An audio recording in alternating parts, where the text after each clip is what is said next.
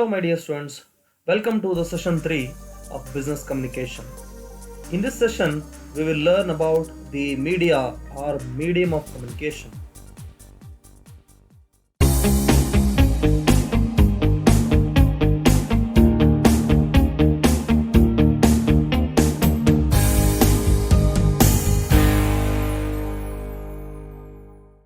Dear students, as of now, we had two sessions.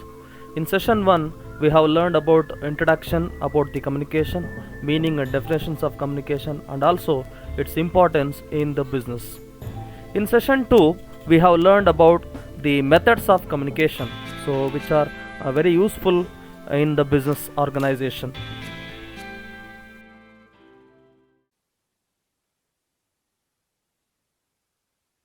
Medium of communication. Yes, medium of communication or the media of communication is mutually understood set of symbols through which sender and receiver develop common understanding about the subject matter of the message. Here, communication can be of any form, such as formal communication or informal communication. But this communication takes place through various media of communication. I mean, the channels, I mean, medium of communication. So these are categorized as follows. So here you can see the there are two broad categories. First one, verbal communication, and second one, the non-verbal communication. So let us see one by one. First category, verbal communication. Verbal communication means communication through some words. Okay, so here we use words to share our thoughts, feelings, and ideas with others. I mean, it may be the receivers, I mean friends or family group, etc. Right? So words are meaningless unless the receiver understands them in the same meaning as intended by the sender. Okay. So the receiver also understands in the same meaning what is intended by what was intended by the sender. Words can be oral or written form also. So when messages are sent through the oral words, it is known as the oral communication. And when the same messages are sent through the written words, it is known as the written communication. Therefore, so verbal communication can be subclassified into two broad groups. First one, the oral communication, and uh, number two, the written communication. So now you just see the oral communication. What is the oral communication? Oral communication means it is just a transmission of messages through spoken words. Most of the communication in the business or it may be in the non-business world also takes place through the orally only. Orally. Whenever people meet each other, they interact face to face and share their thoughts and ideas. The way we talk reflects our personality. Okay. The way we talk, it reflects our educational background also, and our states, and our relationship with the listener also. So oral communication is used in three broad categories, three broad types. So first one, it is by choice. Yes, here the sender, I mean the transformer, transmits the message orally when they want speedy transformation. So the speedy transmission of ideas, he will choose he will choose this type of oral communication. Number two, nature of information. If it is highly confidential information, very important information, where evidence is uh, essential in writing, so he will perform that communication. He will choose the communication in the form of written communication, right? So therefore, nature of information plays an important role by choosing the oral or written communication, right? Then uh, third category, when the receiver of information doesn't want to read long notices. So now, uh, at, at, at that time, we have to communicate orally. Okay. So oral communication can be in any form, like formal and informal communication, right? So formal oral communication takes place through the formal presentation. What I am recording the video, right? So this recording is the formal presentation, right? Formal presentation, group discussions, meetings, interviews, like, okay. So all these takes place through the formal oral communication. So let us see the informal oral communication. So informal oral communication takes place through the face-to-face conversation, telephonic conversation, and informal communication helps in the maintaining healthy interpersonal relationships with each other, right, in the organization. Okay, so it will develop our a cordial relationship between the colleagues, superiors, okay, I mean senior employees of the organization, and peer team also. Okay. Yes. Yes. Now you can see the written communication. Yes. Written communication is the process of transmission of messages, ideas, and our thoughts, feelings in writing with a documentary proof. Okay, so it is just like a form of notices, letters, circulars, handouts, manuals, etc. In a large organization, I mean a large level of organization, managers interact with the various stakeholders like consumers, suppliers, government bodies, labor unions, shareholders, etc., and financial institutions. These stakeholders are separated by the wide geographical distances, and therefore managers cannot communicate uh, directly with them. I mean, they cannot perform communication orally with them directly. Okay, because so at that time we need a written communication, right?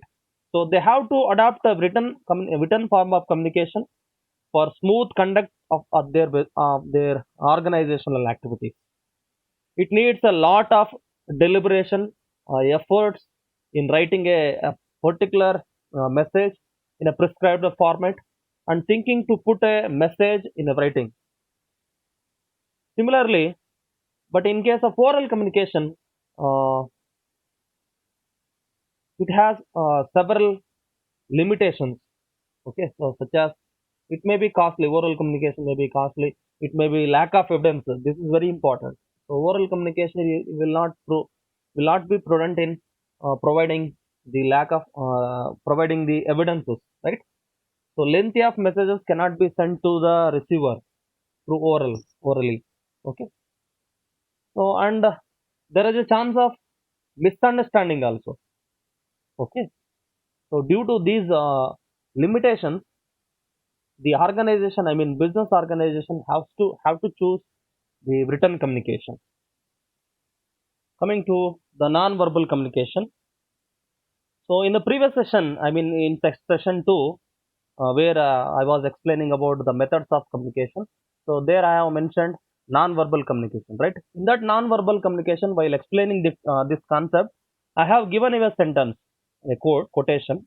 Actions speak louder than words.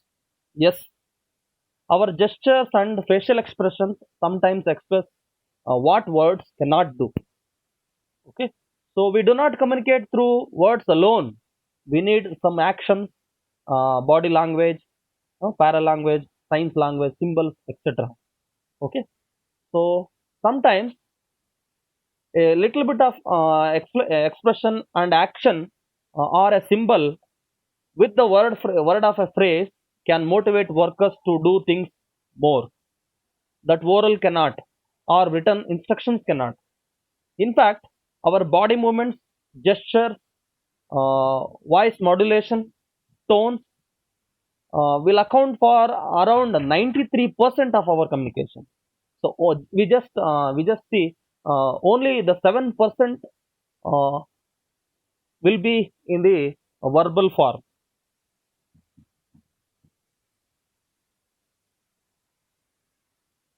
Non-verbal communication takes place without use of words. Here, it conveys messages through the body movements and audio visual signals. It helps in understanding the mental and emotional state of the sender and as well as receiver also, forming impressions about other person's attitudes and behaviors also. Okay, so it helps in improving the communication.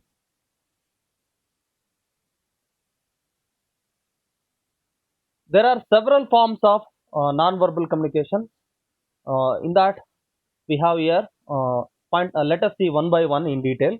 Point number one, first point in the non-verbal communication is the facial expression. We might have heard about the quotation, quotation like face is the index of mind. Yes, because our face expresses what is going on inside us. Face speaks what words cannot. Fear, sometimes anger, surprise, sadness, happiness, etc. So are all these are all reflected through our facial expression. The forehead, okay, the forehead, the eyebrows, cheeks, lips reflect our inner emotions. Yes. Point number two, the gestures.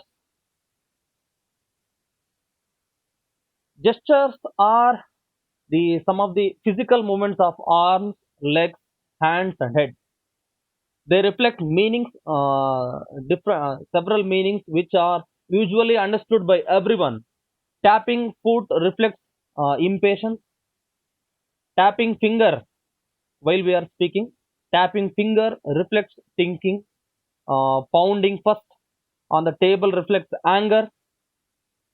Sometimes we formed by two fingers is a sign of victory.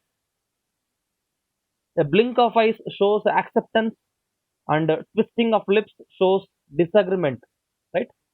Therefore, gestures also plays an important role in an effective communication, right? In an effective communication. So this is gestures also one of the important forms of the non-verbal communication. Point number three, uh, posture. Posture is the way we carry ourselves. An erect posture reflects our confidence, and a bent posture reflects thinking, and the relaxed posture reflects the balanced state of mind. Sitting backward with, sometimes we may sit in the classroom like this. Sitting backward with legs apart is a sign of disinterest. The way we sit and stand reflects our attitude towards our job and our also it shows our interests also. Okay, so because the posture plays an important role in an effective communication. Next form of non-verbal communication is the proximity. Proximity means a space, right? Space or a distance between the sender, speaker, and the audience. Because the space around us will plays an important role in an effective communication. So this is one of the form of non-verbal communication. Yes, use of space also indicates the way people wish to interact with others. People who sit in the front are active communicators, while those who sit at the back are generally listeners. They are not much interested in communication. Therefore, the speaker must interact and must have contact with each and everyone, each and every audience in the hall. Okay. Yes. Next point is the appearance. Here, the appearance in the sense the physical appearance, that is the way we dress, and do our hairstyle, how we wear makeup, how we wear shoes, etc. So these things greatly reflects our attitude towards our job and our profession, and also with our peer group also. Appearance is a strong form of non-verbal communication. A pleasant appearance, pleasant look attracts the listeners, and non-pleasant appearance does not attract the attention of the audience. Okay, therefore appearance plays an important role in an effective communication.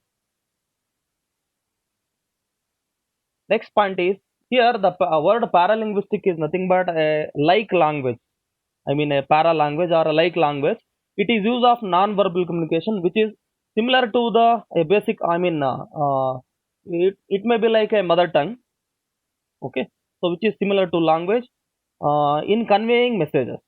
It is closest in the meaning to verbal communication. So words convey their meaning through para language. It indicates how a speaker speaks.